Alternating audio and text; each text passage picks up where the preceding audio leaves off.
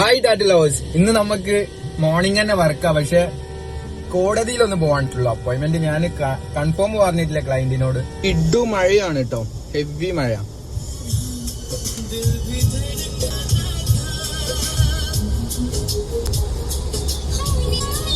ഈ ഫോൺ റൂട്ടിൽ ഒരു പ്രത്യേകതയും കൂടി ഉണ്ട് കേട്ടോ.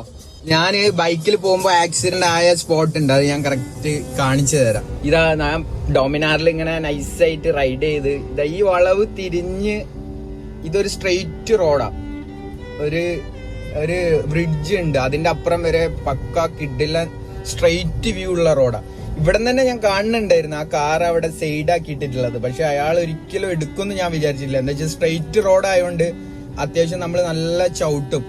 അത്യാവശ്യം ഡെയിലി പോണ റൂട്ടാണ്, അപ്പോൾ റോഡിന്റെ സംഭവങ്ങളൊക്കെ അറിയാം. അതാ കുറച്ചപ്പുറം ഈ ട്രാൻസ്ഫോമർ കഴിഞ്ഞ് ഇതാ നേരെ കാണുന്നതാ ഇവിടെ ഒരു ഹോട്ടലുണ്ട്. ശരിക്കും ഈ ഹോട്ടൽ സീനാ. എന്താ വെച്ചാൽ ഹോട്ടലിൽ സെക്യൂരിറ്റി ഒന്നും ഇല്ല, പാർക്ക് ചെയ്ത് ബാക്ക് പറഞ്ഞു കൊടുക്കാനൊന്നും ആരുമില്ല. പെട്ടെന്ന് എടുത്തു കഴിഞ്ഞാല് ആക്സിഡന്റ് ആവും. ഇതാ ഈ സ്പോട്ടിൽ നിന്നാണ് ഞാൻ ആക്സിഡന്റ് ആയി തെറിച്ച് ഇതാ ഇപ്പുറത്താ വീണത്. സീനാണ്. അപ്പൊ എന്താന്ന് വെച്ച് കഴിഞ്ഞാല് സ്ട്രെയിറ്റ് റോഡാന്നുണ്ടെങ്കിൽ ആരെങ്കിലും റോങ് ചെയ്ത് കഴിഞ്ഞാല് നല്ല പണി കിട്ടും. പിന്നെ നമ്മൾ സ്പീഡ് ഉള്ളതുകൊണ്ട് എന്തായാലും ബൈക്കിനെ കുറ്റം പറയുള്ളൂ. സ്പീഡാന്നുള്ളത് അത് നോക്കിയിട്ട് കാര്യമില്ല. എന്തായാലും കിട്ടേണ്ടത് നമുക്ക് കിട്ടി, നമ്മൾ തന്നെ അനുഭവിക്കാനുള്ളൂ. ഒക്കെ അനുഭവിച്ച് പിന്നെ ആളുകൾ പലതും പറയും, അത് നോക്കിയിട്ട് കാര്യമില്ല. എന്താ വെച്ചാൽ ബൈക്ക് പോലും ഓടിക്കാൻ അറിയാത്ത ആൾക്കാരാവും നമ്മളെ ജഡ്ജ് ചെയ്യാണ്ടാവുക, ഇതാണെന്ന് പറഞ്ഞിട്ട്. അത് റൈഡ് ചെയ്യുന്ന ആൾക്ക് കറക്റ്റ് മനസ്സിലാവും ആക്സിഡന്റ് ആയിട്ടുണ്ടെന്നുണ്ടെങ്കിൽ അതിന്റെ കാര്യങ്ങൾ. കോടതിയിൽ റീച്ചായി. കോടതി പരപ്പനങ്ങാടി ആണെങ്കിലും കോഴിക്കോടാണെങ്കിലും തിരുവണ്ണാണെങ്കിലും ഒക്കെ ഒരു കൂള് വൈബാണ്. കോടതിയിൽ നിന്ന് ഒരു 1:30 ആകുമ്പോൾ ഇറങ്ങി നേരെ പോയത് നമ്മളവിടെ ഒരു കിട്ടില കഞ്ഞി കിട്ടുന്ന സ്ഥലമുണ്ട്, പഴങ്കഞ്ഞി. അവിടെ പോയി നല്ല മാന്തയും അതേപോലെ റിപ്സും പിന്നെ ഉണക്കലുണ്ടായിരുന്നു, ചമ്മന്തി, അച്ചാറ്, സലാഡ്, ഒരു രക്ഷയില്ല. കിട്ടില്ല ടേസ്റ്റാണ്. നമ്മളെ ഫ്രണ്ട് ഉണ്ട് ഹരേ പത്മ, അവനാണിത് മേടിച്ചു തന്നത്. അത് കഴിഞ്ഞ് നമ്മൾ നേരെ പോയത് വേറൊരു ഫ്രണ്ടിനെ കണക്ട് ചെയ്യാൻ വേണ്ടിയിട്ടാണ്. പോകുമ്പോൾ തന്നെ റോഡിൻ്റെ നടുവിൽ ഒരു നമ്മളെന്താ പറയുക ഡോഗ് ഉണ്ട്. ആള് നല്ല സുഖമായിട്ട് അമ്മേൻ്റെ പാൽ കുടിച്ചുകൊണ്ട് നിൽക്കുകയാണ്. അപ്പോൾ റോഡ് തിരക്കൊന്നും ഇല്ലാത്ത റോഡായതുകൊണ്ട് ഞാൻ അവിടെ തന്നെ നിർത്തി, ഇനി വെറുതെ അതിനെ ബുദ്ധിമുട്ടിക്കണ്ടെന്ന് വിചാരിച്ചിട്ട്.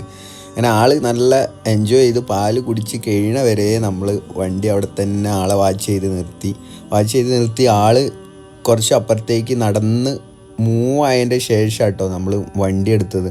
കാരണം എന്താണെന്ന് വെച്ച് കഴിഞ്ഞാൽ ഈ റൂട്ടിൽ വണ്ടിയൊന്നുമില്ല, അതുകൊണ്ടാണ്. പിന്നെ ആൾക്കൊരു ഫ്രീഡം, ആൾ എന്താ പറയുക കുടിച്ചുകൊണ്ടിരിക്കുകയാണല്ലോ, അപ്പോൾ അത് എൻജോയ് ചെയ്ത് കുടിക്കട്ടെ എന്ന് വിചാരിച്ചു. നമ്മളായിട്ടൊരു ആൾക്ക് പ്രശ്നം ഉണ്ടാക്കണ്ടല്ലോ.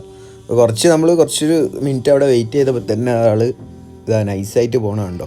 അതിൻ്റെ ബാക്കിൽ തന്നെ നമ്മളും വണ്ടി എടുത്ത് നല്ല മൂവാക്കി.